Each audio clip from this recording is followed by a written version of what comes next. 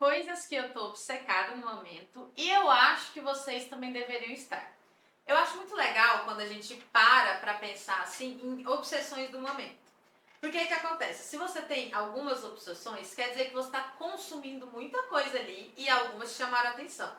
Desde que eu tô sem meu Instagram, que faz quase 2 meses, eu percebi que a minha forma de consumir as coisas mudou muito, gente, muito mesmo. E é meio que até surreal isso. Porque o que acontece?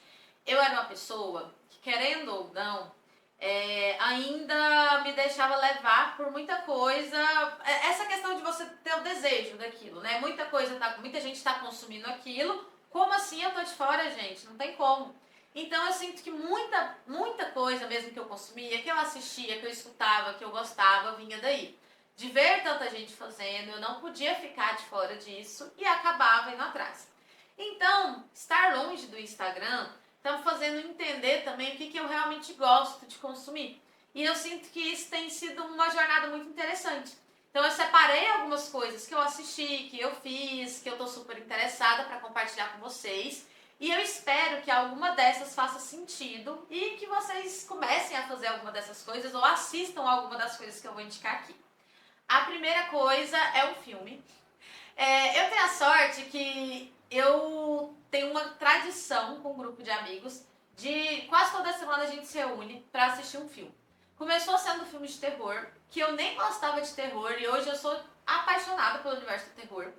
Então a gente foca muito nisso. E o meu esposo tinha colocado o Lucas, né? Tinha colocado uma sugestão na lista que era Phantom of the Paradise. Eu não sabia nada sobre o filme. Eu nunca tinha visto nada sobre o filme. Eu nunca vi nenhum edit no TikTok sobre o filme, gente. Então eu sentei pra assistir o filme sem esperar nada. É um filme, se eu não me engano, de 1974. É um musical, e eu não gosto de musical, mas eu acho que é um horror musical, um musical de terror, alguma coisa meio assim. E eu fiquei fascinada. Eu terminei o filme, eu só falava sobre o filme. Eu procurei pra ver se tinha uma camiseta pra eu comprar daquele filme. Gente, é surreal. Ele fala sobre a indústria da música, mas eu não vou falar mais nada sobre isso, porque eu acho que vale muito a pena a experiência de você não pesquisar nada sobre, sentar e assistir e se surpreender. Se surpreender com o roteiro, com a história, com a direção de arte do filme, com tudo, gente, o figurino, tudo. Eu amei esse filme. A única coisa que eu posso falar é que tem um objeto muito emblemático, que é um capacete. E eu fui pesquisar coisas sobre o filme, né? E eu fiquei fascinada com a possível teoria que o Daft Punk gostava muito desse filme e acabou se inspirando para fazer um dos seus capacetes. Então, assim, não sei se é verdade, mas eu adorei essa história. É uma super crítica à indústria musical, então é um filme maravilhoso. Eu terminei assim chocada, eu gostei muito mesmo, muito mesmo. E eu não podia deixar ele de fora da lista.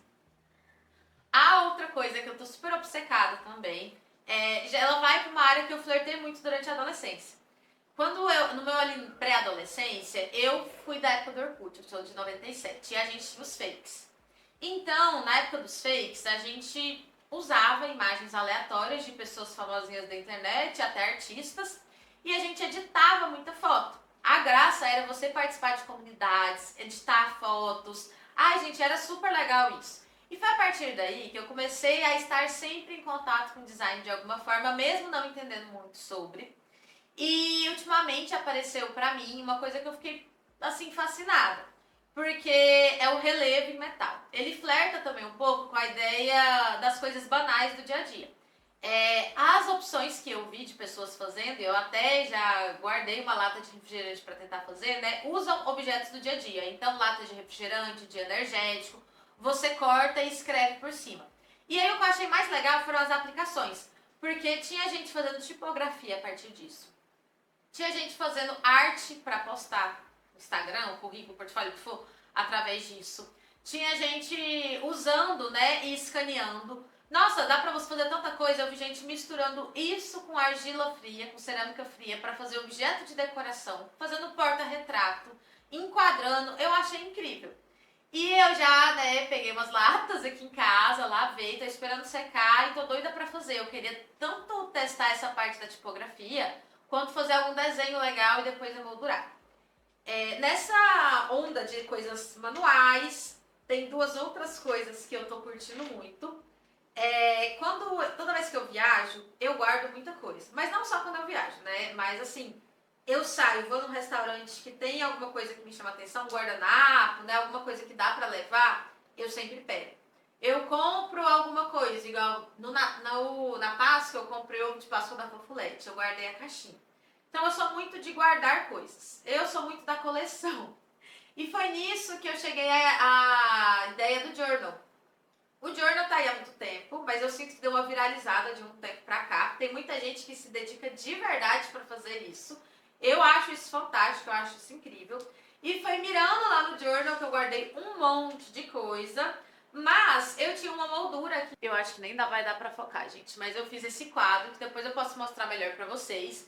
Fiz esse quadro, eu fiquei apaixonada. Eu acho que a ideia de você guardar coisas de uma viagem, de um momento especial, depois você emoldurar, fazer parte da decoração, ou até mesmo guardar e revisitar aquelas memórias, eu acho isso muito legal e é uma coisa que eu sinto que com essa coisa do celular, né, da nuvem e tudo mais, tudo nosso é digital.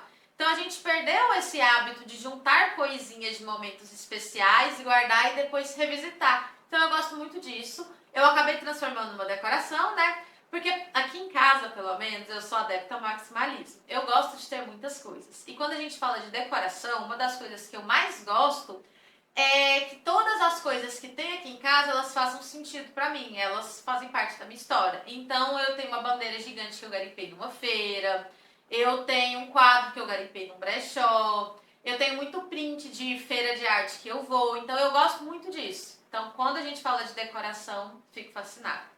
Nessa parte de decoração, eu também fiz algumas coisas pro meu quarto e eu gostei muito. Eu até quero tentar gravar um tutorial depois, mas são artes com cerâmica fria para decorar a casa. Eu escolhi as estrelas porque era muito mais fácil de você modelar. Você faz o furinho ali pro prego antes de colocar para assar e fica lindo. Eu adorei. Então eu gosto muito dessa coisa do manual e que ao mesmo tempo você vai usar em alguma coisa, ou para decorar, ou para colocar anel. Então eu sou muito fã da cerâmica fria e na pandemia eu fiz tanta coisa com isso, gente. Voltando nessa aba, né, de coisas manuais, a última coisa que eu vou deixar aqui são os detalhes nas roupas. Eu sinto que a gente está passando por um momento que tudo é IA. Tudo é IA. Tudo é uma máquina que fez e eu não consigo achar isso bonito. Não é uma coisa que me encanta, não é uma coisa que eu sou adepta. E eu sinto que as pessoas também estão começando a torcer um pouco o nariz, né? Por mais que a gente tenha muitas aplicações, mas eu sinto que algumas pessoas não gostam também. E eu sinto que tá tendo uma reviravolta em relação a isso. Tá tendo uma valorização do manual, do artesanal. E aí eu sinto que trabalho manual, ele tá voltando com tudo. Eu falo assim pro mainstream, tá, gente? Porque tem pessoas que bordam aí há anos, que vivem disso, mas eu sinto que tá sendo uma coisa mais presente, né? Quando a gente fala de escala industrial, ou até mesmo cultural, né? E uma outra coisa que eu tô gostando dentro disso, né? São os bordados. Eu gosto muito disso. Eu acho que quem conhece um pouco do bordado é linha e agulha. Então, tudo que é bordado, tem alguns que são, né, mais difíceis ainda, que são com miçangas, canutilhos, né? Mas é um trabalho, gente, que leva muito tempo. Dependendo da peça, são meses para criar. Então, eu tô gostando de algumas marcas que vêm apostando em detalhes nas suas criações, né? Seja uma etiqueta diferente, que às vezes ela foi feita de uma forma manual, porque tem muita marca ainda que coloca as iniciais em cada etiquetinha e bate ali nas peças. Tem algumas que estão ficando muito adeptas aos botões diferentes. Então, até essa curadoria de você procurar, né, e pregar de forma manual, porque é aqueles que tem só um vãozinho que você passa com a agulha, e os bordados, que é o que eu mais gosto. Eu adoro uma peça que ela tem um detalhe ali em bordado, seja na manga, que tem a inicial da pessoa, tem o clássico, que é o vestido de noiva, que às vezes eles bordam a data do casamento, né? Então eu gosto muito dessa coisa do manual, principalmente esse detalhe, né, no vestuário, porque eu sinto que acrescenta muito valor a uma peça. Faz distinguir, né, porque hoje a gente tem centenas de marcas menores e até maiores por aí. Tá tendo uma crescente muito forte. Moda autoral ainda tá sendo uma coisa que ainda tá começando a crescer, mas eu sinto que é isso. Tá tendo muitas marcas por aí, As pessoas, elas querem, né, ter uma identidade própria, elas querem que você faça, né, essa visão de, por que eu vou deixar de comprar numa C&A para comprar de uma marca local? Então eu sinto que esses pequenos detalhes, eles contam muito da história de que existe uma pessoa ali por trás produzindo aquela peça. É isso, gente. Essas foram as minhas indicações do mês de maio. De maio. Essas foram as minhas indicações do mês de maio. Eu espero que vocês gostem. Eu espero que pelo menos uma delas ou vocês assistam ou vocês começam a fazer.